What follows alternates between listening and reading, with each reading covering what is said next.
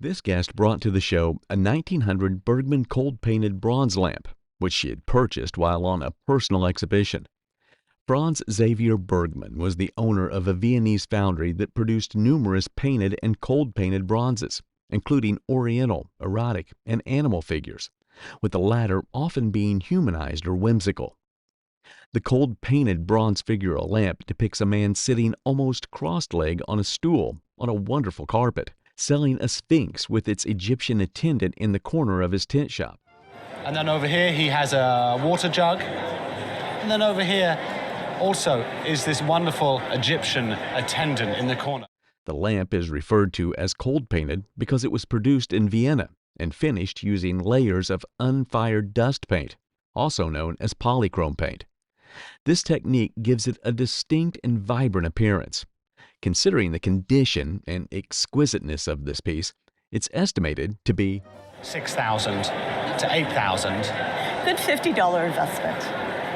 That's a great $50 investment as far as I'm concerned. It still works. No idea.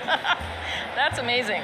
That's amazing. This Civil War uniform is a cherished heirloom belonging to the guest husband's two-time great-grandfather who served in the Union Army. The uniform includes a coat, hat, and pants, with the hat and pants being particularly rare. And they are. And the reason being, when you come home from war, you didn't always wear the coat, but the pants and the hat, the soldiers wore a lot. So they wear them out.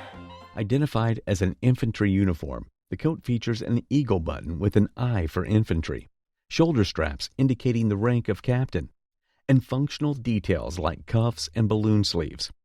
The hat, a McDowell-style forage cap, bears the maker's label of Baker and McKinney, a company owned by Laura Baker, a rare female business owner during the Civil War. The pants exhibit unique features such as a lack of back pocket, a 10-strap adjuster, and reinforced legs. Despite being well stored in a barn in a steamer trunk for generations, the uniform pieces are remarkably well preserved. Individually, each piece is valued at about $4,000. But as a group, considering the known identity of the original owner, it's estimated to be worth For $15,000. No idea. That's amazing. That's amazing. Fine, because I think she's not leaving our family ever. A captivating story unfolds alongside a curious clock. According to family lore, the clock was a wedding gift to the star-crossed couple in 1803. A wedding present to Betsy Patterson and Jerome Bonaparte. Its most striking feature is the pendulum, swinging back and forth in an unusual arc, quite unlike the typical pendulum motion. Further inspection reveals a French hallmark, the name Farcot stamped on the back. Farcot, it turns out, held a French patent for the clock's specific escapement mechanism, a crucial element that allows the swinging pendulum motion. A quick check reveals the patent date, 1862. This incredible clock, simply impossible to have been crafted before 1862, throws the wedding gift story into question. Despite the fabrication, the appraiser acknowledges the clock's charm, particularly the unique pendulum design. Considering its condition, he estimates a value of $1,800 to $2,200. Fine, because I think she's not leaving our family ever. That's right, and she keeps swinging, too. Wow, $12,000. Yes. And I had another one at home. The guest brought in a treasure trove of baseball history, a collection of World Series programs meticulously collected by her great-uncle. These programs, spanning from 1905 to 1954, served as a testament to the guest's own childhood passion for the game. Initially, the entire collection was estimated to be around $800. However, one particular program absolutely changed this. The unassuming 1905 program wasn't just another addition to the collection. It originated at the Polo Grounds, a legendary stadium that no longer exists, and documented the second ever World Series. But what truly elevated its significance was the neatly handwritten score within its pages, chronicling a game between two Hall of Fame pitchers, Christy Mathewson and Chief Bender. This detail transformed the program into a rare and valuable historical artifact. Recognize its exceptional quality and scarcity, the auction price is placed at a staggering $12,000. However, in a recent appraisal, the item was estimated to be worth $17,800. Wow, $12,000. Yes. And I had another one in house. This 16th century metal-clad chest, often referred to as a Spanish Armada chest, is a remarkable piece with a fascinating story. While there's no concrete evidence linking these chests to Spanish Armada, this particular chest is said to have come from Maria Theresa's palace, the Schönbrunn Palace in Vienna, Austria. Acquired by the guest father who was stationed in Salzburg, Austria after World War II, the chest is believed to be a rare antique. The chest features an intricate locking mechanism activated by a massive and intricately designed key, showcasing German craftsmanship from Nuremberg or Augsburg, likely dating back to the 17th century. At auction, this chest could conservatively fetch between $10,000 or $15,000. This quilt is a cherished family heirloom, believed to have been made for Captain William A. McClellan during his time attending reunions of the Grand Army of the Republic. Captain McClellan served in the Union Army during the Civil War, starting as a second lieutenant, and despite being a farmer by trade, Captain McClellan's above-average education likely contributed to his rapid advancement in rank. The quilt features intricate flag motifs, stitched in red with loose stitching, suggesting it was a homemade piece, possibly crafted by Captain McClellan's wife for his use during the war. While the guest initially estimated its value at around $1,000, the appraiser suggests its historical significance and could fetch between This would be $20,000. Wow. potentially even more among quilt collectors, giving it an insurance value of $20,000. The guest shared the intriguing story of acquiring a painting. The item was obtained from an old house during an estate sale. It was a portrait of a fire captain, James L. Kennedy, from Company No. 1 in Newark, New Jersey. The guest had a photograph of the item before it was restored. The appraiser noted that the photographs depicting the poor conditions of the portrait initially, with significant paint loss and holes. The portrait bore the artist's name and the date 1852, corresponding to Mr. J. L. Kennedy's initials on his hat emblem. Despite initially having no monetary value, the guest restoration significantly elevated its worth. Considering the historical background and remarkable transformation, the potential value decided from the item was $4,000 to $6,000. Really? Yes. Oh, my. That would be dogs with big eyes playing poker. That would be, yeah. This painting, by artist Blanche Nouveau, is a large neo-impressionist piece measuring approximately 15 feet long, catching the eye as you enter the room. Blanche Nouveau, born in France in 1884 and passing in 1968, was known for her revival of the Impressionist style, reflected in the vibrant colors and lively scenes of her works. The painting depicts a grape harvest with children in the background, showcasing remarkable colors that make it stand out. Estimated to have been painted around 1940, Nouveau's auction record from 2 years ago stands at $80,000, suggesting that this painting could be worth even more, with an estimated value of $100,000 to $150,000 at auction today. That would be dogs with big eyes playing poker. That would be, yeah. Among rugs and textiles, a mysterious swordfish bill sword hanging on the wall caught our guest's eye, leading to a remarkable $225 estate sale discovery. Carved with the salty hands of New England's daring sailors, likely during restless nights in portside taverns. The carving, adorned with intricate patriotic motifs such as soaring eagles and billowing flags, shows signs of possibly being made during the Centennial period. The handle is intricately carved with eagles, indicating skilled craftsmanship. But this is carved out of wood, absolutely original. Paint colors and wear patterns authenticate its age, and the untouched cracks reveal its unique originality and authenticity. The fact that it's a folk art sword made from a swordfish bill dating back to 1880 significantly enhances its value. $2,000 or $3,000. Oh, nice. Very good. You're very lucky. Oh, yes. Well, thank you so Thank much. you. Thank you. I want to cry. No, that's... The guest founded the painting in an abandoned house. The painting is by an American artist, William Aiken Walker, known for his southern landscapes and scenes. William Aiken Walker, born in 1838 and passing in 1921, was primarily self-taught and traveled extensively throughout the South. Traveled throughout the South. He traveled through New Orleans. He actually lived for a time in Baltimore and spent some time overseas in Germany. The painting depicts a family scene with a hog, chickens, roosters, and a dog, set against the backdrop of a cabin. Walker was known for his prolific work, often creating paintings in tourist areas, cutting artist boards into designed sizes for his paintings.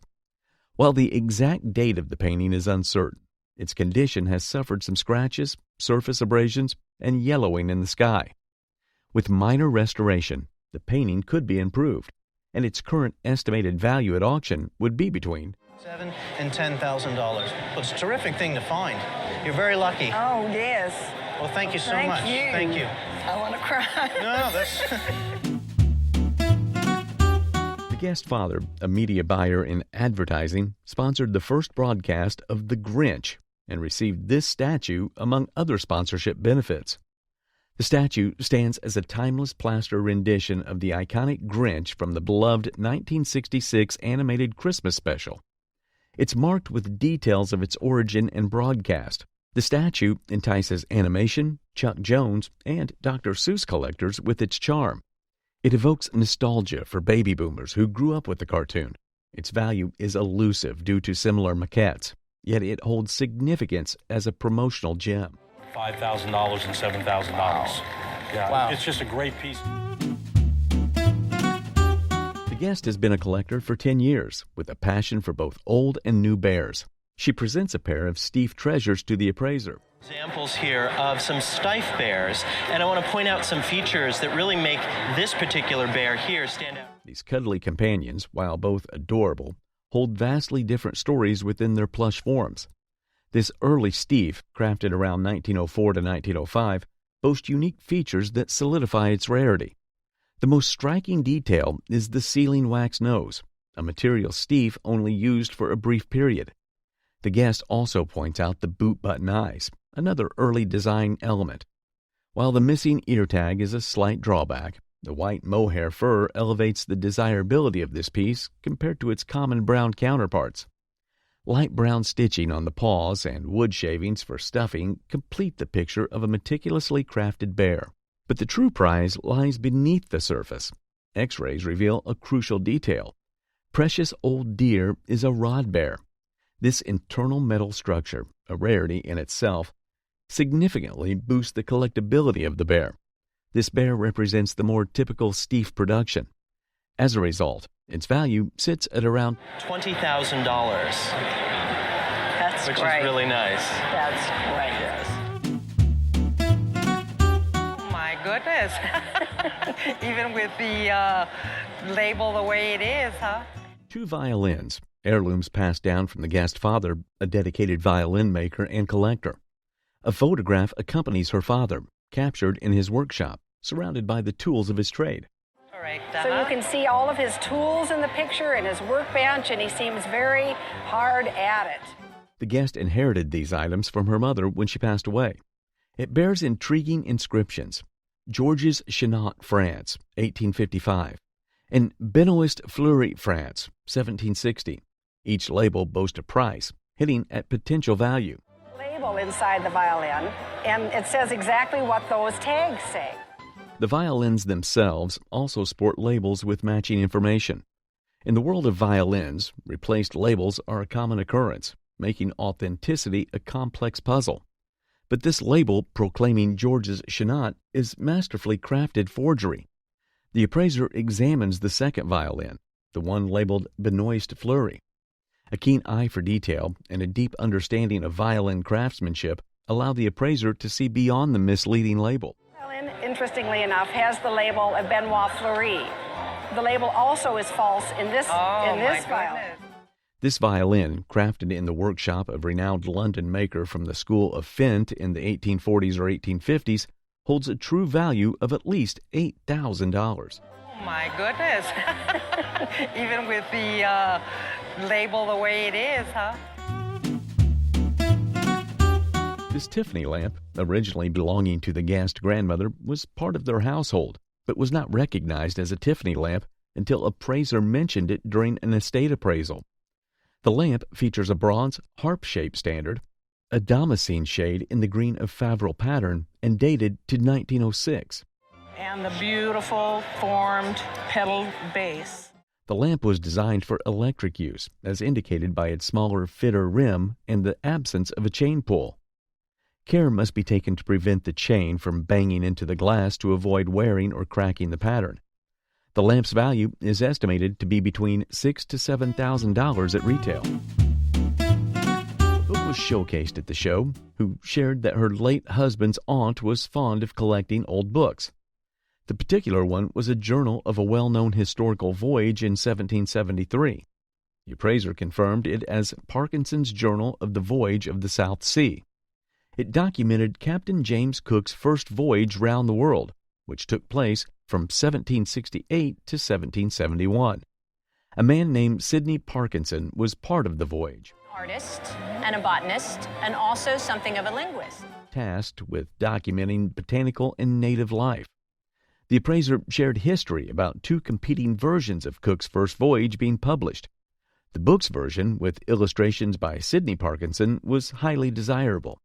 Despite some condition issues, the historical item's value at auction was $6,000 to $9,000. Oh my. Yes, Oh this my. is a very nice Wow. piece indeed. a Chinese export chest found during the voyage of the Mayflower. It's not common to encounter Chinese export chests from the time of the Mayflower voyage, as that journey was primarily to America. Passed down by voyager Edward Doty to one of his descendants. And so I sent him the full details and pictures and all kinds of things about it. This box boasts an aura of longevity that shows its quality. Inside the box is a panel and two papers that basically tell the family story. Panel and two papers that have been attached to it that basically go through it. They give your family history. Additionally, there's a vibrant type of wood originating from China called Hugenguali. The wood hinge resembles those that were made by the Dutch. Acknowledging the exquisiteness of this piece, it would cost $2,000 to $3,000. Thank you so much. I really appreciate it. That solves a mystery that's been going on for all these years. Collected from Ginger Rogers, whom she worked for 18 years, she purchased it at the rate of $100 in 1937. This chair is not ordinary furniture. It's a versatile marvel. Inspired by Ginger's grace, it seamlessly transforms from a chair into a set of steps. Crafted with precision, it exudes elegance and functionality. Sturdy and reliable, it's built to last. Bringing together practicality and Hollywood glamour, it remains a timeless treasure. Creating this chair for Ginger Rogers was a delightful journey, blending form and function seamlessly. I will say at retail auction, it's worth $1,500. That would be terrific. Created in 1973, this artistic illustration by Alice and Martin Provenson embodies children's illustration at its peak. With the inspiration of the illustration coming from a children's book titled The Animal Fair, our guest purchased this piece as a birthday gift for his wife.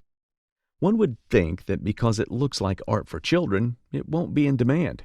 But this goes contrary to what a lot of folks believe, as this art had already been worth a lot in the 70s.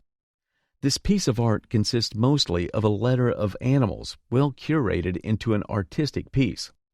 For something of value to a lot of individuals, this artistic piece cost $8,000. That's not an unreasonable price, but it's definitely on the high end of what it is. If I was going to insure this, I would definitely insure it for that price. Delighted that we kept them for 45 years. Imagine calling old presidential papers junk. Well, that's exactly what the friend of today's guest called this 1884 presidential poster, given to him by his friend in the late 1960s. This poster is actually worth a reasonable price, especially because it was used to depict the outcome of the 1884 elections, where Grover Cleveland emerged the winner in what appeared to be a tightly contested tussle between he and James Blaine. The poster shows Grover Cleveland holding a fish that represents the presidency. Despite being rated as a piece of junk by the owner initially, this piece cost $1,400 to $1,600 for the pair. I'm delighted that we kept them for 45 years. Let's uncover the captivating tale behind a portrait believed to be of the aviation legend Charles Lindbergh. The artist behind the portrait is Edmund Tarbell, renowned for his outdoor and interior scenes, and he often commissioned portraits for income. Tarbell was a Boston painter who had studied in France and was also a teacher. He was among the distinguished 10 American artists, a prestigious group that included renowned painters like William Merritt Chase and Frank Benson. This charcoal drawing is expertly rendered. The appraiser consulted colleagues to confirm the identity of the portrait subject, leading to skepticism due to discrepancies in the sitter's hairline and style, ultimately determining it's not Charles Lindbergh. Tarbell's artworks can fetch 7-figure sums, yet the absence of Lindbergh's likeness diminishes the portrait's worth. Over time, the piece's value has fluctuated between $1,500 and $15,000. The guest presented a stunning pitcher and bowl set in the Moreland pattern by Royal Dalton. The guest had inherited some pieces from her family and then significantly expanded the collection by purchasing a dozen more pieces at a country auction years ago. The condition of the set is somewhat amazing, especially given its size and intended purpose. Most Moreland pitchers and bowls were designed as utilitarian toiletware, meant for everyday tasks like washing hands or shaving. This constant use inevitably led to many pitchers and bowls becoming chipped or broken over time. However, this set, featuring a more ornate design and remarkable preservation, was considered quite rare, an exceptional find estimated to occur only about 1 in 500 sets.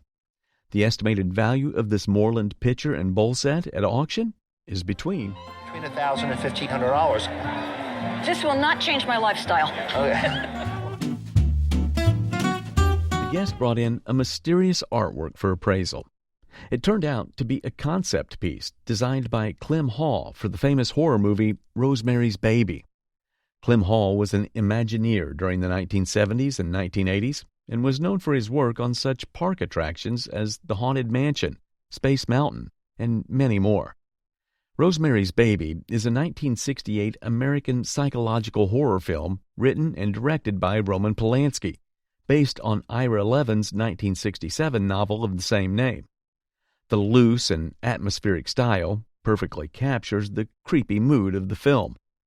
This rare piece from a renowned artist is estimated to be worth between... However, a recent appraisal shows it could be worth $2,000 to $3,000 at auction. I'm glad I saved it. Yeah, I'm glad you did too. Okay, thank you. My pleasure. Wonderful. Lovely. Well, thank you.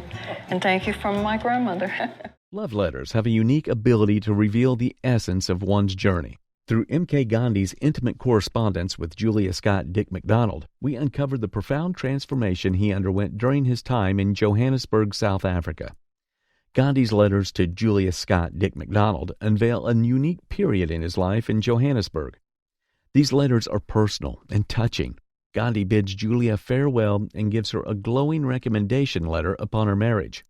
They tell us how important Julia was to Gandhi back then. The letters shed light on Gandhi's early years in Johannesburg, where he talks about Julia for a page in his autobiography, praising her as his first secretary. Before he became the renowned Mahatma Gandhi, he was still developing his ideas, and his letter bidding farewell to Julia reflects this. In one letter dated November 5, 1904, Gandhi gives her a small wedding present, expressing how her marriage is his loss, but her husband's gain. Together, these letters weave a narrative about their unique relationship, telling a singular story. If the guest was to sell these letters, they could bring maybe $10,000 to $15,000 at auction.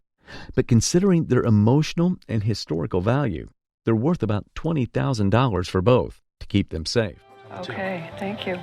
My pleasure. Wonderful. Lovely. Well, thank you. And thank you from my grandmother. The guest brought in a landscape painting inherited through generations, believed to be by William Marlowe, a renowned English artist. The genre of view paintings originated in 18th century Italy with Canaletto's famed Venetian landscapes. This style became highly sought after by wealthy Englishmen traveling on the Grand Tour, inspiring a wave of imitators, including Canaletto's follower, Guardi.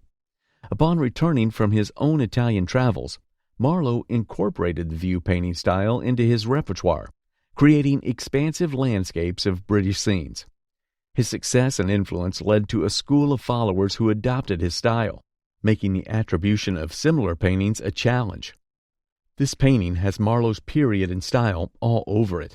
However, the absence of definitive proof left open the possibility that it could be the work of one of Marlowe's talented followers. Depending on the attribution, the painting's value could range significantly. As a work from Marlowe's school, it could fetch $7,000 and $10,000. However, if confirmed as an authentic Marlowe, the value could soar to $40,000 and $60,000. So,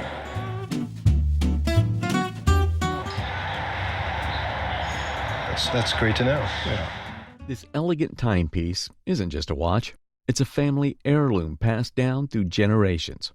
The watch's origin likely lies in Paris, France, crafted by the renowned Cartier. So this is a Cartier Paris watch. The watch itself was made in Switzerland. Cartier, a pioneer in watchmaking, established itself in Paris, London, and New York. The watch belonged to the Guest great-grandfather, a man of wealth who likely traveled extensively during his lifetime. Perhaps his journeys led him to a Cartier boutique, where he acquired this exquisite piece. This watch boasts an 18-karat gold French-made case, showcasing Cartier's expertise in crafting luxurious timepieces. But its most remarkable feature is its thinness.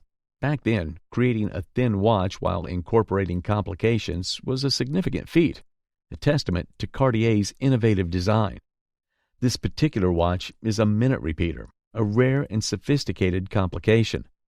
By pulling a slide on the case, the watch chimes the hour, quarter hour, and even the minutes, offering time audibly. Being exceptionally thin and boasting such a prestigious maker enters a whole new league. At auction, the appraiser estimated a pre-sale value of a staggering $12,000 to $18,000. $12,000 to $18,000. Wow. That's great to know. Yeah. A treasure from the pop art movement emerges from the Guest collection, a Roy Lichtenstein woodcut. This artwork is a woodcut print, a technique where the image is carved into wood before printing. It was created by the iconic artist Roy Lichtenstein in the 1980s. Lichtenstein is famous for his bold, graphic style, often borrowing imagery from comic strips and advertisements. The Guest actively sought out a Lichtenstein piece back in the 1980s. Through a dealer specializing in the artist's work, they were able to acquire this unique print. This particular print is a special edition. It's one of only 30 woodcuts created, making it quite rare. The artwork exemplifies Lichtenstein's signature style. Here, the subject matter of the classic still life. Got just a very simple picture and picture frame. Bold black outlines, flat areas of vibrant colors, and the use of Ben-Day dots, tiny printed dots that create the illusion of shading, bring the image to life. Lichtenstein's exploration of high art themes throughout his pop art lens is a fascinating aspect of his work. At auction, the estimated value would fetch between $10,000 to $15,000. The Guest presents two big and one plate paintings with a unique history. These artworks were created by Polia Pilin, a friend of the Guest family. Polia was a Polish immigrant who moved to Chicago with her family. The Guest parents and stepfather were close to Polia, and he gifted these beautiful paintings to them. We see a lot of her pottery. That comes up on the market a lot.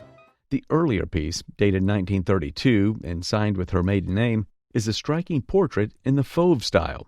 Fauvism, characterized by bold colors and expressive brushstrokes, is a fascinating contrast to the more commercially driven style of her later pottery. These two works are on paper, likely watercolors or gouaches. One depicts a New Mexico scene, dated 1940, reflecting Polia's time living there. The other, the earlier portrait, is a powerful and soulful depiction of a woman, possibly even Polia herself. Due to its rarity and artistic merit, paintings are estimated at a staggering value. A plate like this at auction would probably bring about $200, $1,000 to $1,500. An auction estimate of $8,000 to $12,000 would be appropriate. Well, I probably wouldn't have got it for $2 either. A piece of artwork is just not what it seems, at least not when it's discovered amidst the clutter of a garage sale. The guest proudly reveals that they acquired a piece of artwork, Boy with a Panther Cub, at a garage sale for a mere $2. The appraiser examines the piece and identifies it as the work of renowned American artist Malvina Hoffman, dating back to 1915. The appraiser describes the significance of Hoffman's work, particularly her sculptures displayed at the Field Museum in Chicago.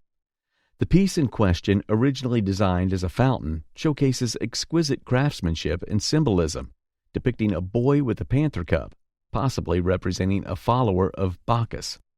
Despite some damage and a missing patina due to exposure to the elements, the appraiser values the artwork at $2,000 to $3,000 in its current condition. With proper restoration, its worth could potentially increase to $5,000 to $6,000. In pristine condition, it could fetch up to $15,000 to $20,000 in a retail setting. Oh, well, I probably wouldn't have got it for $2 either. Today's guest inherited an exquisite piece, Marilyn Monroe's signed photo from his uncle.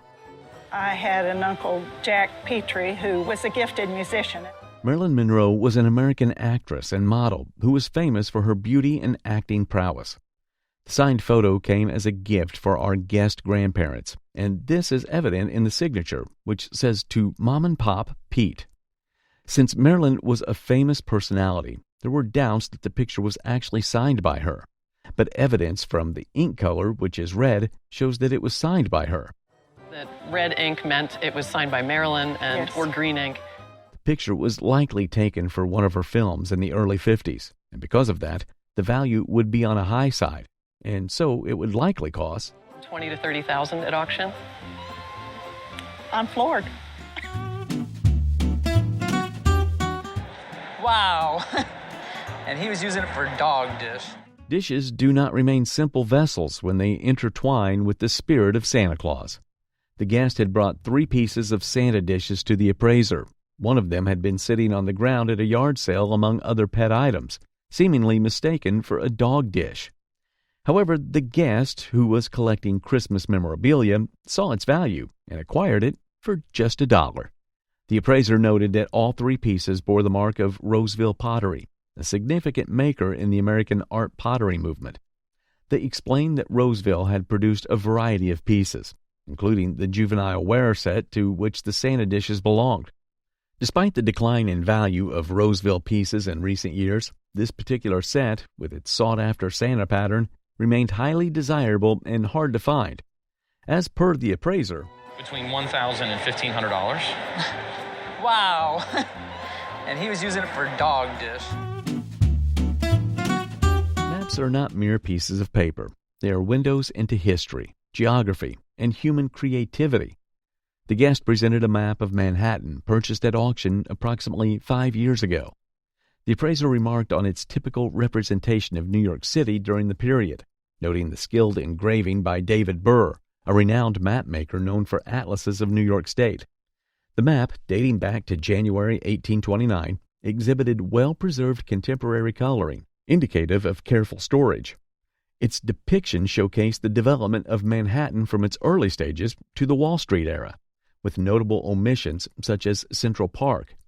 The guest said that he bought it for just $150. Despite the guest's initial lack of intention to purchase a map, they were drawn to it as a fitting decoration for their home. As suggested by the appraiser, $4,000 and $6,000. Wow. Great. this block front, slant front desk belonged to Major John Rowe, known for leading the militia from Rockport to the Battle of Bunker Hill during the Revolutionary War. Major Rowe, who returned from the battle unscathed and went on to raise 13 children, listed the desk in his will. The desk is a rare and valuable piece, representing the block front furniture tradition that originated from Baroque furniture in Europe. While block front furniture was uncommon in England, Boston became a hub for this expensive and intricate furniture style, making this desk a prized possession. The desk design and craftsmanship indicated that it was likely made in Salem, Massachusetts. First of all, this shaping is typical of those on Salem desks. Although missing its shell and possibly a bookcase section, the desk witness marks and nail holes suggest its original grandeur. Typically, a block front desk of this caliber could fetch upwards of $80,000 to $85,000 at auction, but due to the missing components, its value is estimated to be around $15,000 instead of $85,000 because you have half of a piece. Guitars are not just instruments of music. They often carry stories and memories that add layers to their value.